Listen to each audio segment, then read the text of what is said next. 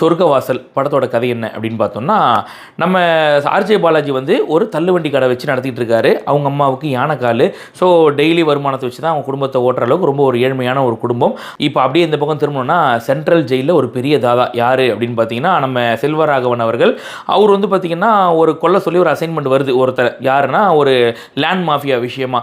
அந்த land mafia விஷயத்தில் அந்த நபரும் இறந்து போயிடுறாரு. இப்போது நம்ம ஆர்ஜே பாலாஜி அந்த சந்தேக கேஸில் அரெஸ்ட் பண்ணி உள்ளே கொண்டு வராங்க. ஏன்னா அவர் தான் முன்னால் அந்த வீட்டுக்கு பிளம்பிங் வேலை பார்க்க போயிருக்காப்புல.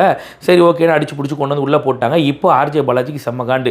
இது ஒரே நரகமாக இருக்கேடா இந்த ஜெயிலே, எனக்கு இது வேணாம், இந்த நிலைமையை உண்டாக்குன அந்த செல்வராகவனை விட மாட்டேன் அப்படின்னு சொல்லிட்டு இவர் என்னென்ன பண்ணார் அப்படின்றது. இது மட்டும் இல்லாமல் 1999 சென்ட்ரல் ஜெயிலில் நடந்த கலவரம், அந்த கலவரத்துக்கு பின்னாடி இருந்த நபர் யார், அந்த கலவரத்தில் இறந்த காவலர்கள் கைதிகள்லாம் எத்தனை பேர், என்ன நடந்துச்சு அப்படின்றது தான் உண்மை கதையை தான் டைரக்டர் சித்தார்த் அவர்கள் ஒரு படமாக எடுத்து நமக்கு